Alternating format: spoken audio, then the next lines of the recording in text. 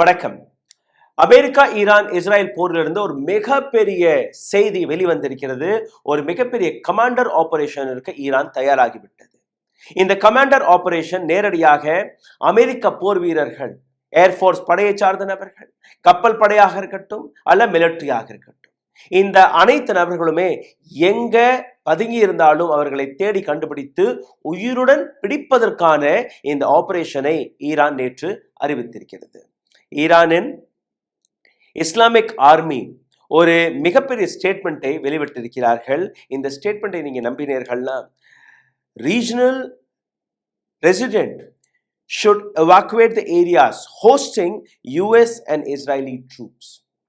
Gulf நாடுகளில் எங்கெல்லாம் அமெரிக்க மற்றும் இஸ்ரேலிய மிலிட்டரி ஓடி ஒளிந்திருக்கிறார்களோ அந்த இடத்தில் இருக்கக்கூடிய மக்கள் தயவு செய்து அங்கிருந்து வெளியேறி விடுங்கள், எவாக்குவேட் செய்து விடுங்கள். அதாவது ஒட்டுமொத்த மிடில் ஈஸ்டை ஈரான் காலி செய்ய சொல்லி இருக்கிறது. ஹோட்டல்ஸ்களாக இருக்கட்டும், அங்களுடைய ரெசிடென்ஷியல் சொசைட்டிகளாக இருக்கட்டும், கெஸ்ட் ஹவுசஸ்களாக இருக்கட்டும், இது போன்ற எந்த இடத்தில் அமெரிக்கா மற்றும் இஸ்ரேல் போர் படையை சார்ந்த நபர்கள் இருக்கிறார்களோ அந்த நபர்களை உயிருடன் பிடிப்பதற்கான இந்த கமாண்டர் ஆபரேஷன் எந்த நேரத்தில் அறிவித்ததோ அந்த தருணத்திலிருந்து அமெரிக்கா மற்றும் இஸ்ரேல் ஒரு மிகப்பெரிய பேக்ஃபுட்டில் தள்ளப்பட்டிருக்கிறது. இந்த செய்தியை நீங்க பாருங்கள். IRGC urges regional resident to evacuate the areas hosting US Israeli troop. உடனடியாக இங்கிருந்து வெளியேறுங்கள். இது மட்டுமல்ல, அவர்கள் வெளிவிட்ட இந்த ஸ்டேட்மெண்ட்டை மிக சீரியஸாக நீங்க பார்க்க வேண்டும். இதுல எந்த இடத்தில் அமெரிக்க ஆர்மி இராணுவ படையை சார்ந்த நபர்கள் ஒளிந்திருக்கிறார்கள் அதை பற்றின டீட்டெயில்டான இன்ஃபர்மேஷனை அவர்கள் வெளிவிட்டிருக்கிறார்கள். பெரோட்ல இருக்கக்கூடிய இடமாக இருக்கட்டும், ஓல்டு ஏர்போர்ட்டுக்கு அருகே இருக்கக்கூடிய ஒரு சில இடங்களாக இருக்கட்டும், அல்ல இதே போன்று ரிப்பப்ளிக் பேலஸாக இருக்கட்டும், அல்ல four season hotel, Sheraton hotel, இது போன்ற பல்வேறு ஹோட்டல்களில் அமெரிக்க மெரீன்ஸ்கள் ஒளிந்திருப்பதாக இந்த தகவலை வெளிவிட்டிருக்கிறார்கள். அப்போ டிஜிபூட்டி இன்டர்நேஷனல் ஏர்போர்ட்டாக இருக்கட்டும், இதற்கு மேல இஸ்தான்புல், சோஃபியா என்கிற இந்த இடம், இந்த அனைத்து இடங்களையுமே அவர்கள் ஒளிந்திருப்பதாக எங்களிடம் தகவல் இருக்கிறது.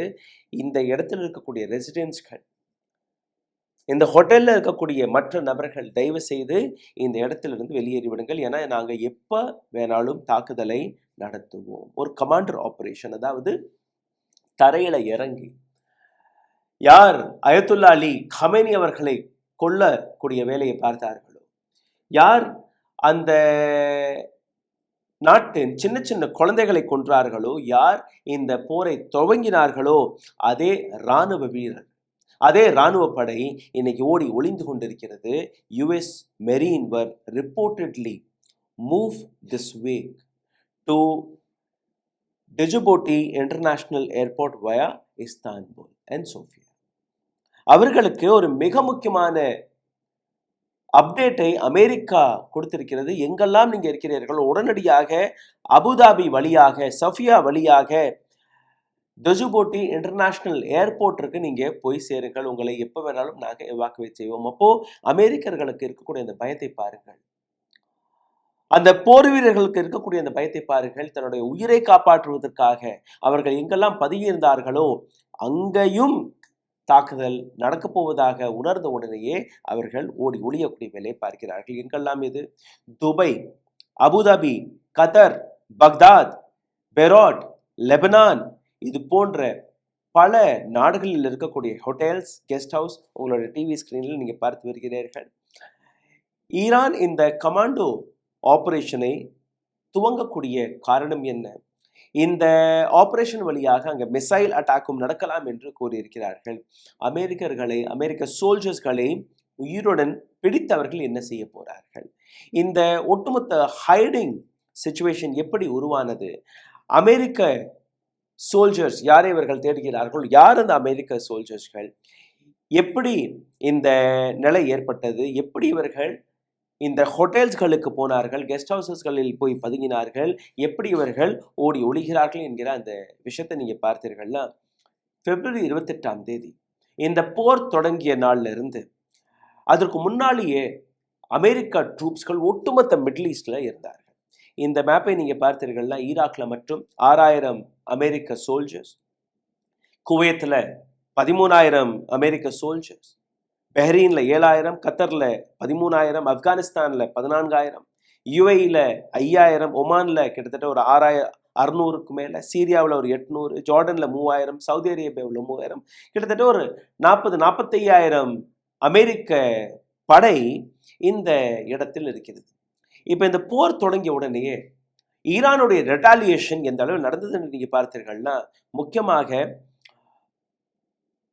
ஒரு பாம்பார்டிங்கில் ஒரு 70-80 சோல்ஜர்ஸ் காயம் அடைந்ததாக கூறினார்கள். அங்கிருந்து இருந்த பல்வேறு அமெரிக்கர்களை, சோல்ஜர்ஸ்களை அமெரிக்கா உடனுக்குடன் அங்கிருந்து எவாக்குவேட் செய்து பல்வேறு இடங்களுக்கு ஷிஃப்ட் செய்தது.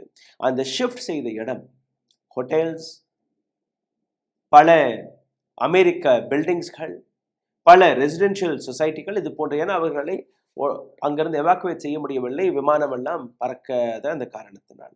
New York Times US bases, middle ஈஸ்ட்ல இருக்கக்கூடிய யுஎஸ் பேசஸ் முற்றிலுமே எம்டி ஆகிவிட்டது, யாருமே அந்த பேசஸ்களில் கிடையாது. இது வந்து நியூயார்க் டைம்ஸோடைய ரிப்போர்ட். இந்த ரிப்போர்ட்டை நீங்க இன்னும் ஆழமாக படித்து பார்த்தீர்கள்னா, soldiers have shifted to different locations, to hotels and guest house. அப்போ இந்த விஷயம் உறுதி செய்யப்படுகிறது. நியூயார்க் டைம்ஸை வெளியிடுகிறார்கள், அவர்கள் எல்லாருமே ஷிஃப்ட் செய்யப்பட்டிருக்கிறார்கள். இப்போ மிகப்பெரிய கேள்வி என்ன? ஈரான் தன்னுடைய கமாண்டர் ஆபரேஷனை தொடங்கிய போது இதை எப்படி உலகம் பார்க்கும்? எதற்காக இந்த கமாண்டர் ஆபரேஷன்? இதற்கு பின்னாடி அவர்களை சிறைப்பிடித்ததற்கு பின்பு அவர்கள் திருப்பி இந்த சோல்ஜர்ஸ்களை ஈரானிற்கு கூட்டிச் செல்வார்களா, இல்லை இந்த சோல்ஜர்ஸ்களை பிடித்து இதற்கு பின்னாடி ஒரு நெகோசியேஷன் டாக்டிக் நடக்குமா என்கிற அந்த கேள்வியும் நாம் பார்க்க வேண்டும். இந்த இடத்தில் நீங்க பார்த்தீர்கள்னா, நான் ஏற்கனவே கூறியபடி 13 பேசஸ்கள் ஒட்டுமொத்த கல்ஃப் நாடுகளில் இருக்கிறது.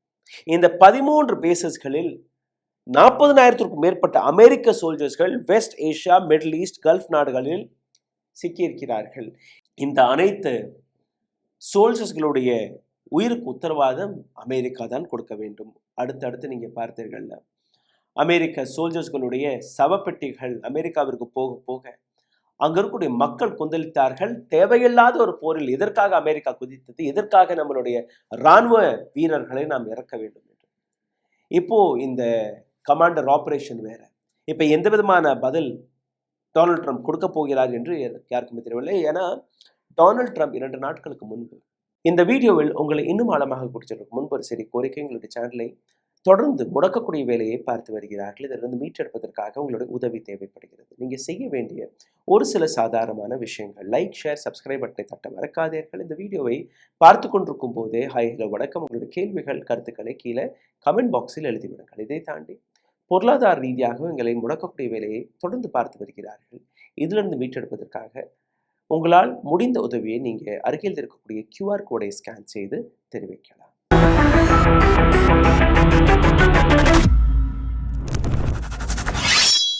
ஈரானில் அமெரிக்கா ஒரு கமாண்டர் ஆபரேஷனை நடத்தப் போவதாக கூறியிருந்தார்கள். 5000க்கும் மேற்பட்ட படை வீரர்களை, அமெரிக்க சோல்ஜர்ஸ்களை ஈரானில் இறக்கப் போவதாக அவர் கூறியிருந்தார். அதற்கான பதில் தாக்குதல் தானா இது, பதிலடி கொடுக்கக்கூடிய விதம் தானா இது என்கிற இந்த கேள்வி வருகிறது. உங்களுடைய டிவி ஸ்கிரீனில் இன்னொரு மேப்பை நான் காட்டுகிறேன். ஏற்கனவே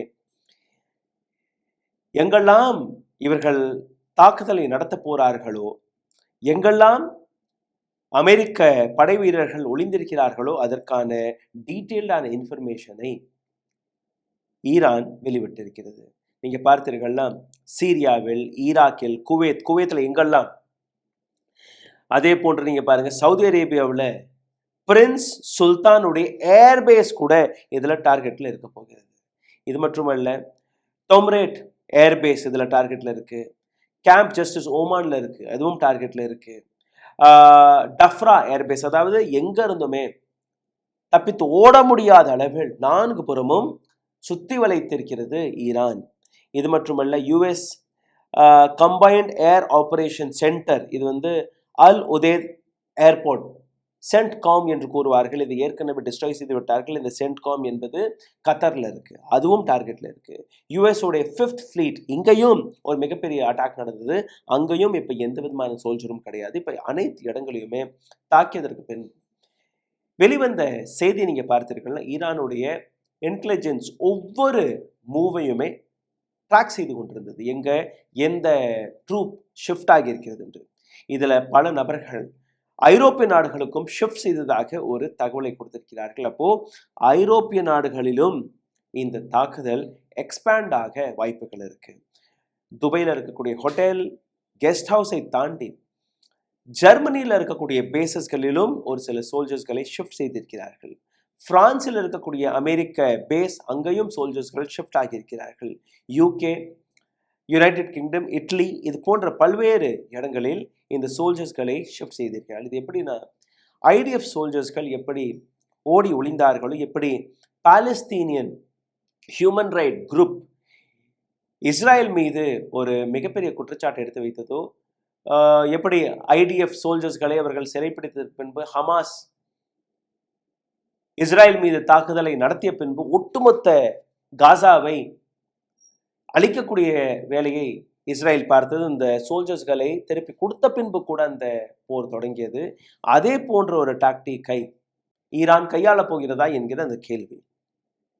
இவர்கள் வெளிவிட்ட இந்த இன்ஃபர்மேஷனை நீங்க பார்த்தீர்கள்னா, பல 5 ஸ்டார் 7 ஸ்டார் ஹோட்டல்ஸ்களுடைய அட்ரஸஸ்களையும் கொடுத்திருக்கிறார்கள். இங்கெல்லாம் தாக்குதல் நடக்கும் என்று. ஹாலிடே இன், ஷெரட்டன் ஹோட்டல், 4 சீசன் ஹோட்டல், பெராட், இதை தாண்டி ஜேடபிள்யூ மேரியட் ஹோட்டல்ஸ், இது எல்லாமே அவர்களுடைய டார்கெட்டில் இருக்கிறது.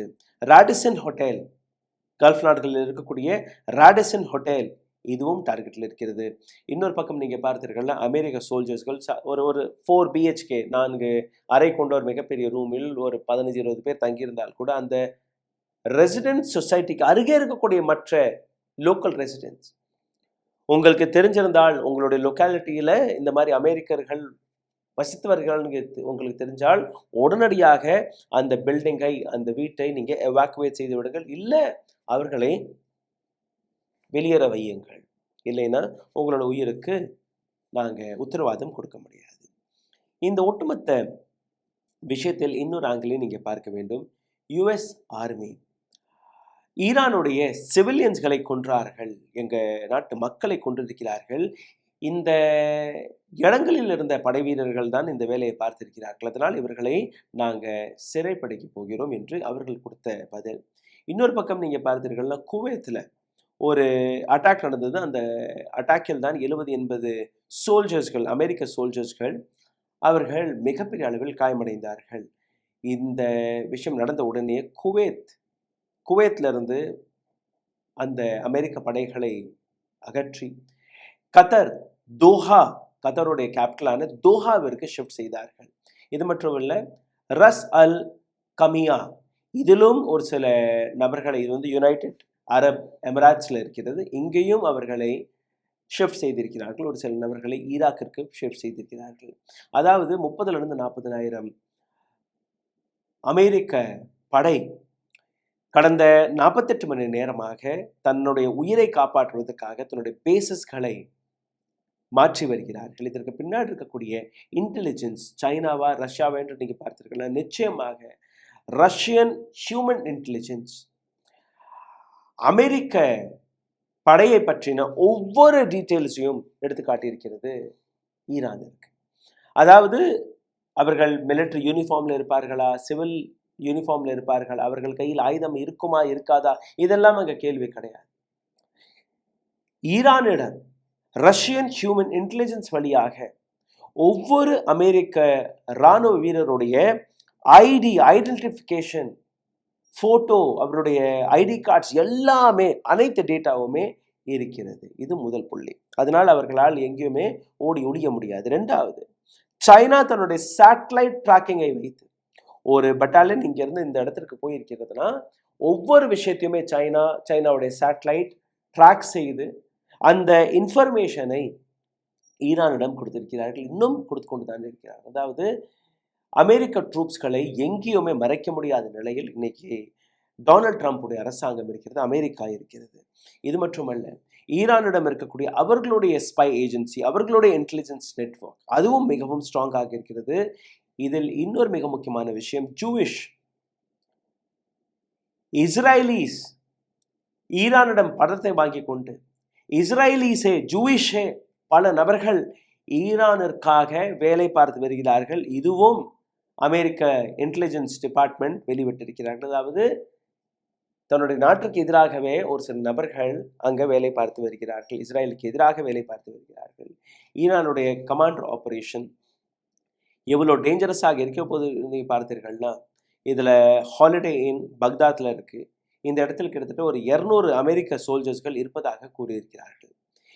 ஒரு மிசைலை போட்டால் இல்லை 2 மிசைலை போட்டால் இந்த நபர்களை கொன்று விடலாம். ஆனால் இவர்கள் அதை செய்ய விரும்பவில்லை. இஸ்லாமிக் ஆர்மி கமாண்டர் அவர் கொடுத்த ஸ்டேட்மெண்ட்டை நீங்கள் கேட்டீர்கள்னா, எங்களுக்கு இந்த அனைத்து நபர்களுமே உயிருடன் தேவை.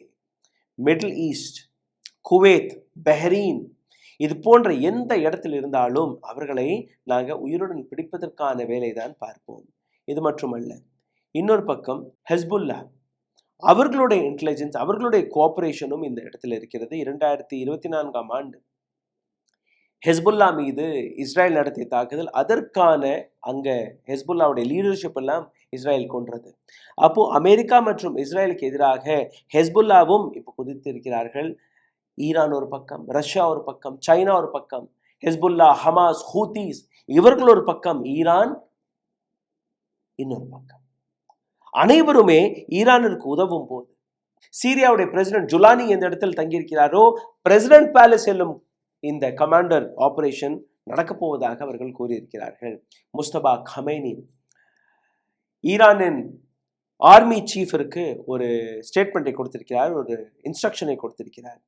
25லிருந்து 30 இஸ்ரேலி சோல்ஜர்ஸ்களை தெஹ்ரானிலிருந்து ஏற்கனவே அவர்கள் கைது செய்ததாக கூறியிருக்கிறார்கள். அதாவது உயிருடன் பிடித்திருக்கிறதாக கூறியிருக்கிறார்கள். எப்படி அவர்கள் மொசாதை சார்ந்த நபர்கள், பல நபர்கள் ஈரானில் அந்த சீக்ரெட் ஆப்ரேஷன்ஸ்களை நடத்தி கொண்டு தான் இருக்கிறார்கள். இதை பற்றி நான் ஏராளமான வீடியோக்களை எடுத்து காட்டியிருக்கிறேன். இது போன்ற 25லிருந்து 30 இஸ்ரேலீஸ்களை, மொசாதை சார்ந்த நபர்களை அவர்கள் சிறைப்பிடித்திருக்கிறார்கள். இந்த நபர்களை ரிலீஸ் செய்வார்களா அல்ல ஹாஸ்டேஜாக வைப்பார்களா, பேரம் பேசுவார்களா என்று நீங்கள் கேட்டீர்கள்னா, ரஷ்யா யுக்ரைன் போரின் போது கூட இதே போன்ற சம்பவம் தான் நடந்தது. யுக்ரைனை சார்ந்த பல வீரர்களை ரஷ்யாவை சார்ந்த பல வீரர்களை யுக்ரைனும் சிறைப்பிடித்தது. அதுக்கப்புறம் அந்த பேச்சுவார்த்தை, அந்த நெகோசியேஷன் டாக்டிக்கெல்லாம் நடந்தது. இப்போ ஈரானுடைய ரெவல்யூஷனரி இஸ்லாமிக் ஆர்மி இந்த ஸ்டேட்மெண்ட்டை வெளிவிட்ட உடனேயே அமெரிக்காவால் எந்த விதமான பதிலும் கொடுக்க முடியவில்லை. அமெரிக்கா தன்னுடைய கமாண்டர் ஆபரேஷனை தொடங்கப் போவதாக தான் கூறியிருந்தார்கள். ஏற்கனவே ஈரான், நீங்க அங்கிருந்து கமாண்டர் ஆபரேஷன் நடத்தினீர்கள்னா ஒட்டுமொத்த கல்ஃப் நாடுகளில் எங்களுடைய கமாண்டர் ஆபரேஷன் நடக்கும். 10 லட்சத்துக்கும் மேற்பட்ட வீரர்களை, ஈரானிய படையை நாங்கள் ஏற்கனவே தயார் நிலையில் வைத்திருக்கிறோம். நீங்க என்ன 5000 நபர்களை அனுப்புவது கிரவுண்டில்? எங்களுடைய 10 லட்ச ஆர்மியை சார்ந்த நபர்கள், அவர்களை அவர்களால் சமாளிக்க முடியுமா?